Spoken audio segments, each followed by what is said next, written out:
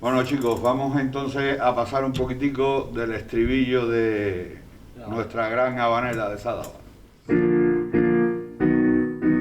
Sádaba, villa hermosa, me llevo en mi corazón. Así suena la nueva Habana Sádaba, una pieza por y para los vecinos que ensalza el amor por la localidad. La pieza ha sido compuesta por Antonio Naranjo, más conocido como Leo, director de la Banda de Música Municipal del pueblo Cinco Villés.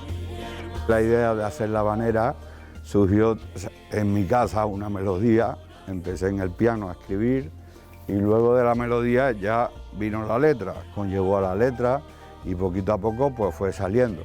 Tanto tiempo de estar encerrados en casa, pues da tiempo a pensar, a crear, las musas vienen y todas estas cosas pues las relacioné en el piano de mi casa. Hemos querido ir tocando pues el castillo, la iglesia, lo más relevante de aquí del pueblo, la gracia del sadavero y todo el amor que se le tiene a las calles.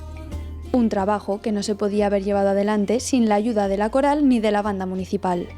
A mí me transmite un cariño enorme por mi pueblo, entonces cuando Leo me comentó el proyecto que quería hacer, pues yo enseguida dije que sí, que adelante, y luego le ayudé un poquito también con la letra. Claro, él llevó todo el peso porque sabe más, pero bueno, yo puse mi granito de arena y dije pues lo que a mí me sugería Sádaba, mi pueblo. Me transmite que la música, pase lo que pase, no se corta, no para, siempre está. Desde los tiempos de los inmemoriales, desde años, pueden pasar guerras, pueden pasar pestes, puede pasar lo que sea, pero realmente a mí la habanera lo que me llena es que se hace con la gente de casa y con los medios de casa.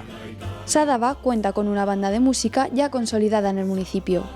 Ha tenido distintas épocas y entonces todo esto en Sádaba tiene una tradición, tanto la música como el arte, como la composición. La cultura en este pueblo ha tenido o tiene mucha importancia. En la habanera se dice pueblo de artistas y efectivamente, yo creo que somos un pueblo de artistas, o la gente de Sádaba es un poco artista porque el contexto, que esto tiene su importancia, es puro arte.